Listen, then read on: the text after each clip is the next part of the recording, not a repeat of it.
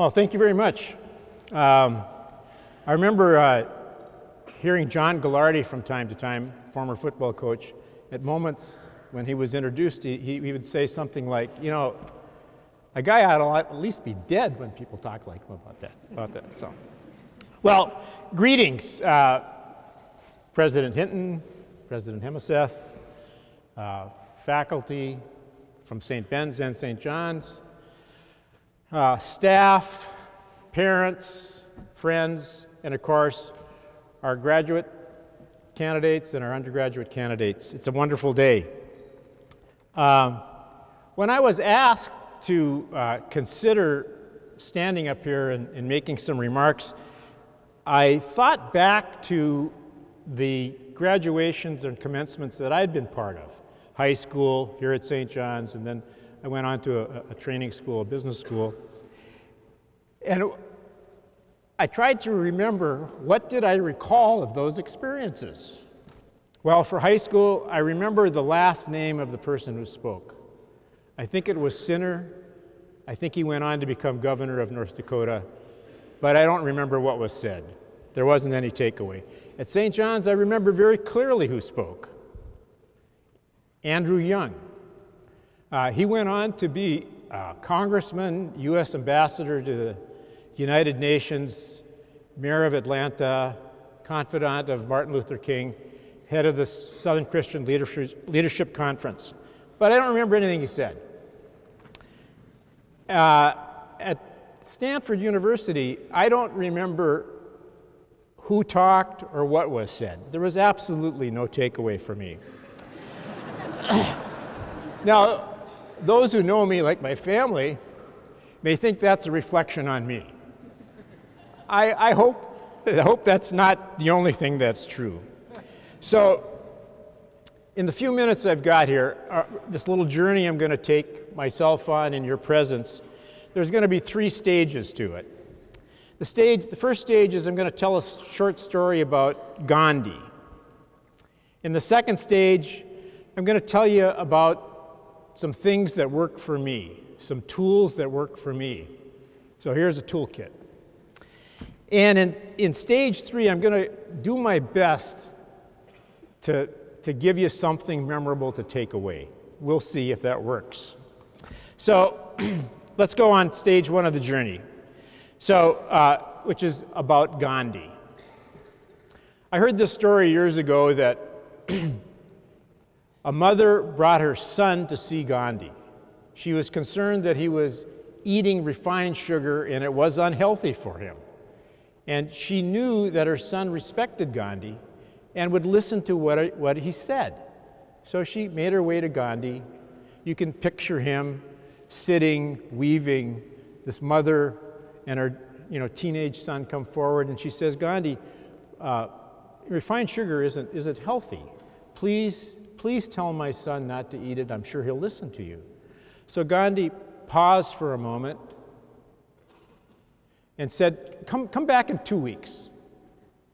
So she came back in 2 weeks, talked to Gandhi again, and she asked Gandhi, please tell my son not to eat refined sugar.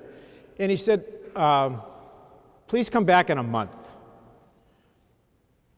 So a month passed, same thing happened, and he said, come back in 2 months. So she was getting a little exasperated, but she did as she was told and came back in 2 months, and this time, asked Gandhi, please tell my son not to eat refined sugar. And Gandhi said, son, please don't eat refined sugar, it's not healthy. The mother looked at Gandhi and said, well, I don't get it.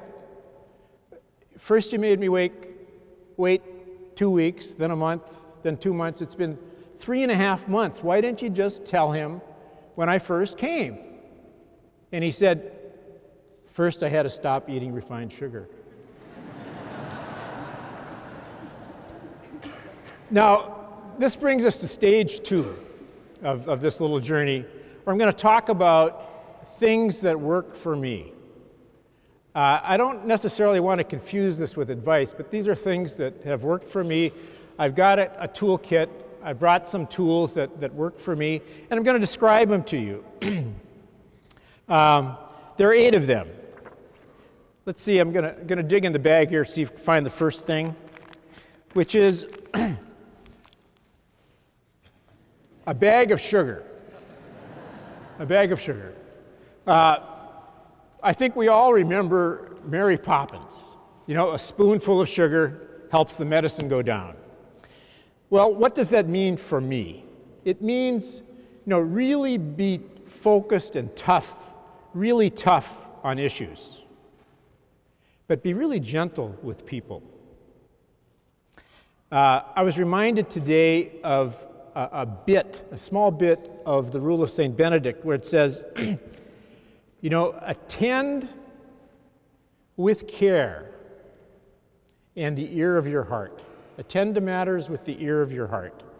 So be gentle with people.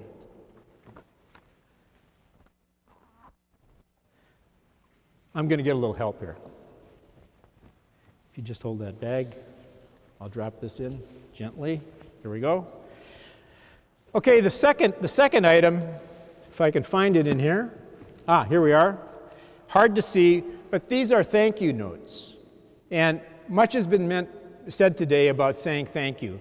All I want to say about it is, you know, that we've all gotten this advice from someone in our family, often our mothers, reminding us to say please and thank you. Many have helped me to get where I am. I suggest that, you know, don't wait to say thank you. Do it as soon as you can. Thank you, Michael. Okay, the next thing, I got to reach under here, is a globe. For me, this represents what it takes to get something done, how to take a journey, how to do an assignment, maybe even how to be in a relationship. So the first thing you do when you want to go on a journey is to know where you are. Where am I now? What's the context I exist in? What do I need to know about where I am? And then, of course, you have to have some idea about where you're going. Where do I intend to go? Oh, and then the next step, which sounds really simple, is to figure out how to get from where you are to where you're going.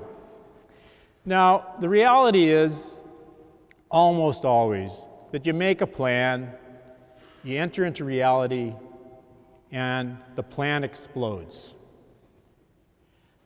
Dwight David Eisenhower, when he was Supreme Commander of Allied Expeditionary Forces in World War II, and a noted planner, that's how he made his marks in life, he said this. I have to modify the words a little bit. Plans are horse manure. Planning is everything. So doing the planning is useful, but don't count on the plan turning out the way you thought it might. Michael? Number 3 in my toolbox. Okay, it's a pair of dice. A pair of dice. To remind me that randomness exists.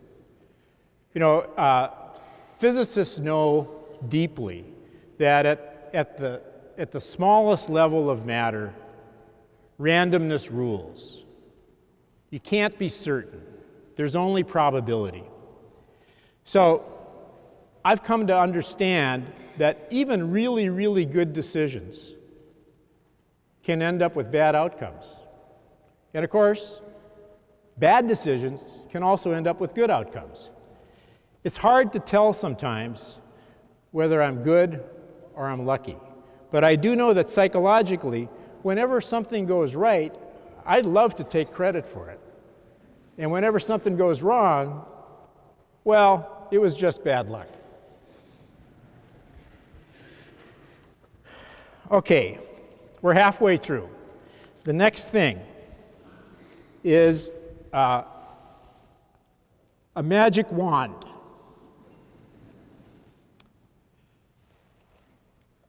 I always get a little emotional when I talk about this one. The message of this wand came from my daughter. age 3. We were playing with this. And she said, Daddy, I know what magic is. You believe and begin. Believe and begin.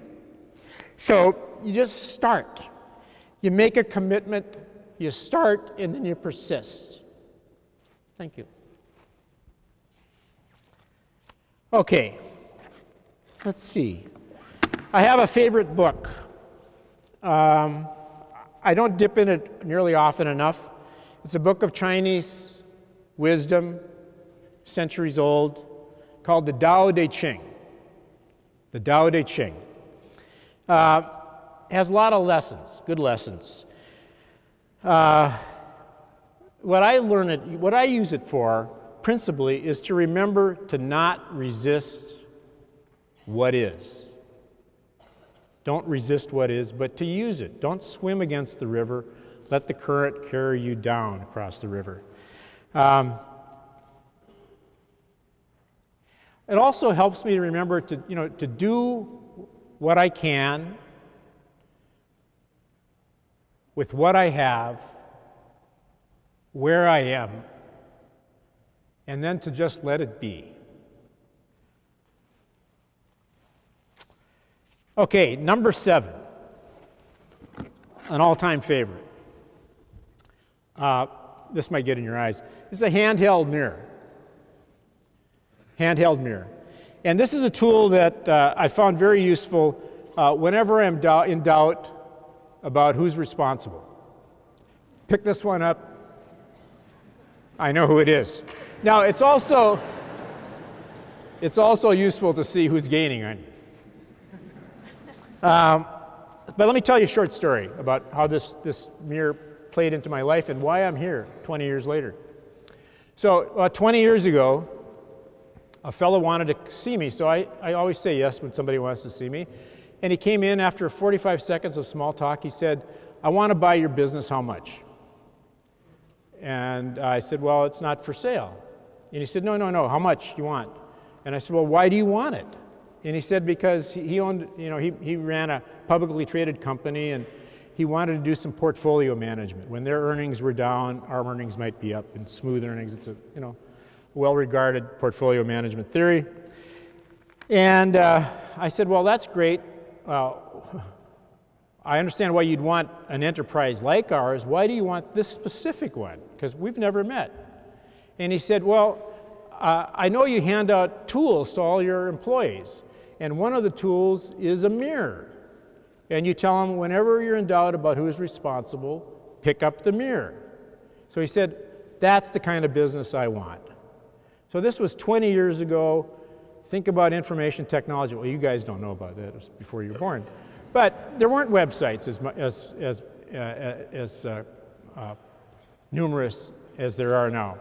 So he said, well, I said, we don't publicize this. How'd you hear about it? He said, well, I read it in your website. Read it in our website. I thanked him. And then I realized for the first time that we had a website. I didn't do it. Okay, the last item is a bumper sticker. Now, I did a little blow up of it here.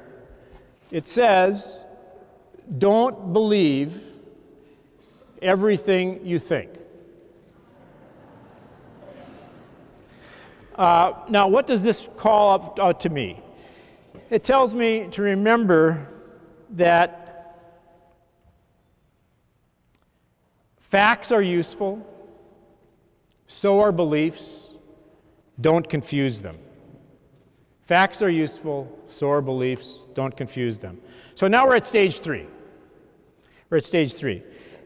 And my attempt to leave you with something that's a takeaway is this bag, which contains in it one of each of these tools, plus, since you no longer have to study for exams, a crib sheet.